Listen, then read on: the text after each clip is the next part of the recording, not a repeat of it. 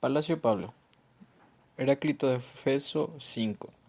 Breve esquema genérico sobre la dialéctica.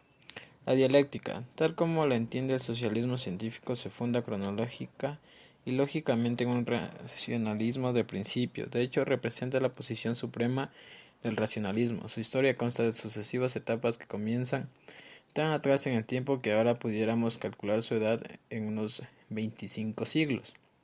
La más antigua de esas etapas, la que deberíamos llamar etapa raíz de la dialéctica, es la fundamentación del conocimiento racionalista, o sea, su consideración teórica. Es la segunda mitad del siglo V antes de esta era que aparece la primera luz que iluminará la legitimidad del conocimiento racional. Parménides de Elea encuentra esta luz y le da forma en su axioma. Lo mismo es pensar y ser. Este axioma constituye la noción de las nociones o la prenoción sin la cual el pensamiento humano se vería forzado a vagar por los dominios de la manera fantasía, y de esta prenoción ha tomado en general el hombre su fuerza para vivir y actuar. Por supuesto, la luz de Parménides no da predominancia al pensamiento sobre el ser. Por el contrario, el ser, la realidad objetiva, es lo que regula el pensamiento. Lo mismo es pensar y aquello en vista de lo cual el pensamiento tiene lugar, pues sin el ser, a propósito del cual tiene lugar la enunciación, no hallarás el pensar, ya que nada hay que sea o deba ser distinto del ser y fuera de él. La identidad del pensamiento y su objeto, partiendo de este, es pues la esencia y base del conocimiento racional, ya que nada sería posible en el conocimiento si uno y otro estuvieran desasociados. Mas para Parménides, que es el creador del monismo metafísico, el ser es el único real y el no ser impensable e innominable. Por esto, el ser es inmóvil, uno eterno e inmutable. No es posible entonces, dentro de su sistema, el devenir, porque todas las actividades del ser no tienen otro campo de desarrollo que el ser mismo.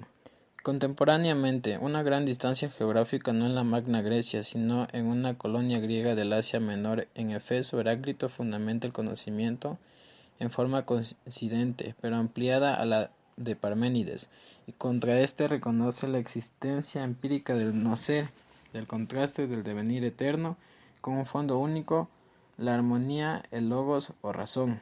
Como se ve, la de Heráclito es una filosofía de excepciones, y para explicarla es necesario hacer uso de los peros. Su punto de vista respecto al conocimiento se desarrolla así: todo deviene y cambia, todo está sujeto al contraste, a la oposición y a la lucha, pero los contrarios se ponen de acuerdo como de sonidos opuestos. Resulta la más bella armonía y todo se es engendrado por la lucha, como la consecuencia de la justicia entre los hombres.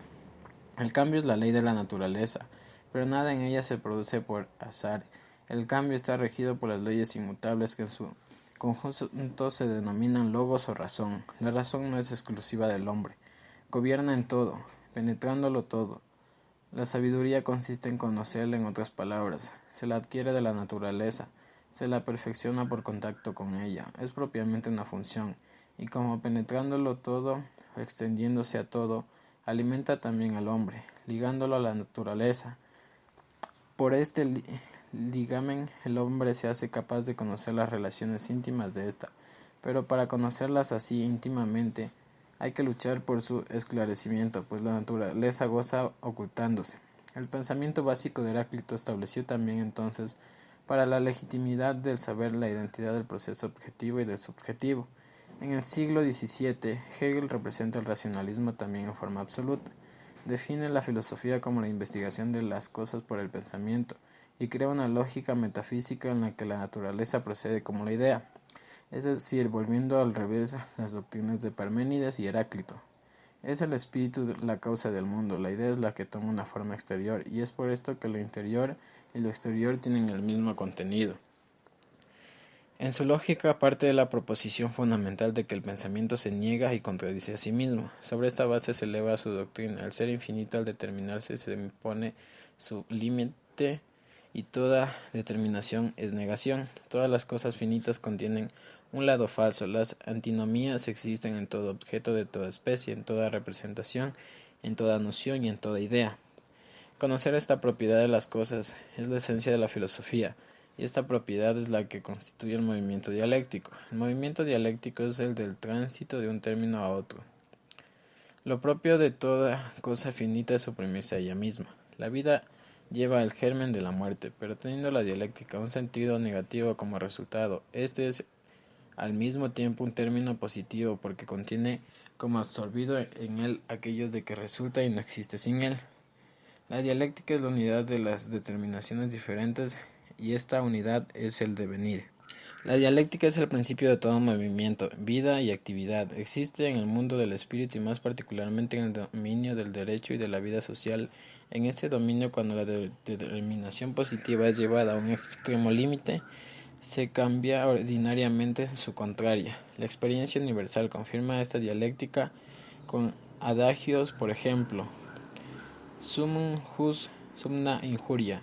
En la esfera política, los extremos de la anarquía y del despotismo se engendran uno a otro.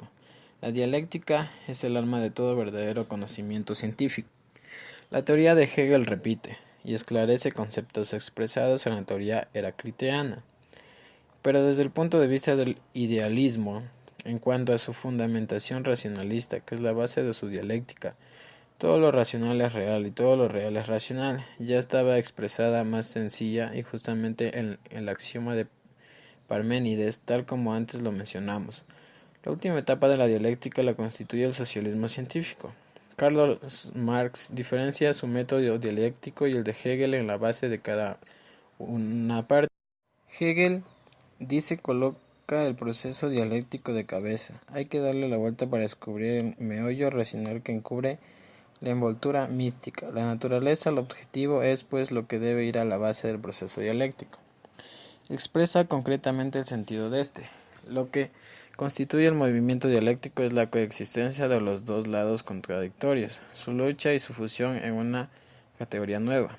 Amplía y precisa la existencia del movimiento dialéctico en lo social, confirmando la afirmación de Hegel. El triunfo moderno de la burguesía se explica en modo de producción feudal dentro del cual se desarrolla sucesivamente una clase antagónica, el lado malo e inconveniente de esa sociedad hasta que llega al punto necesario de madurez y hace estallar el antiguo estado de las cosas. La burguesía empieza con un proletariado que es a su vez un resto de los campos feudales. Luego en el curso de la historia va acrecentándose el antagonismo con el proletariado, pues en la misma relación que se produce la riqueza se produce también la miseria, de tal manera que el proletariado va siempre en aumento. En el seno mismo de la realidad social germinan los antagonismos, que desarrollándose llevan en sí la destrucción de la matriz.